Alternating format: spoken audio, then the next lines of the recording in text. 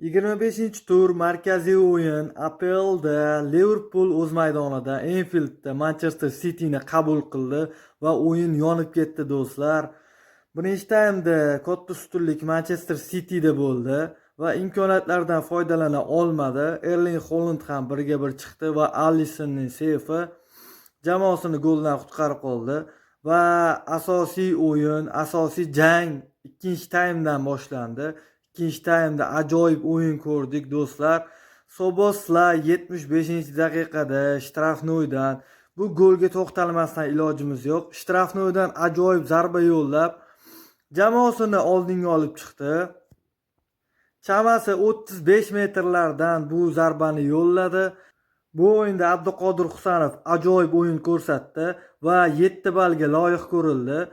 Abduqodir Husanov bu o'yinda Donnarumma bilan to'qnash kelib qoldi.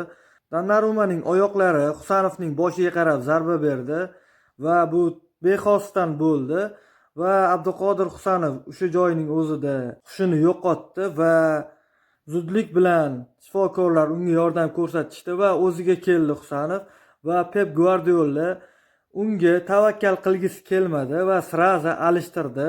O'rniga Ruben Dias maydonga tushdi. Vaholanki Abduqodir Husanov Pep Guardiolaga men o'ynashga tayyorman deb aytdi va Pep Guardiola doktorlar bilan maslahatlashib Husanovni zaxiraga olishga majbur bo'ldi. O'yin 90-minutdan keyin yonib ketdi do'stlar. 90+3-daqiqada Erling Haaland penaltidan aniq zarba yo'llab jamoasini 2-1 hisobiga olib chiqdi. Va 95-minutdan keyin boshlandi jang. Alisson ham hujumga qarab chiqib ketdi va Manchester City kontra-atakada gol urib qo'yishiga sal qoldi. Aytib o'tish joizki, Pep Guardiola Enfieldda anchadan buyon g'alaba qozona olmayotgan edi.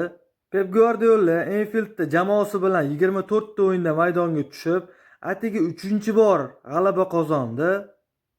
Bu safar Enfieldning devorlari yordam bermadi Liverpoolga. Manchester City bu g'alabasidan keyin ikkinchi o'ringa mustahkam joylashib oldi va birinchi o'rin bilan oradagi tafovut 6 ochkoni tashkil etadi hozir. Sizlarga bergan ma'lumotlarimiz shulardan iborat edi. Bizni kuzatishda davom eting do'stlar.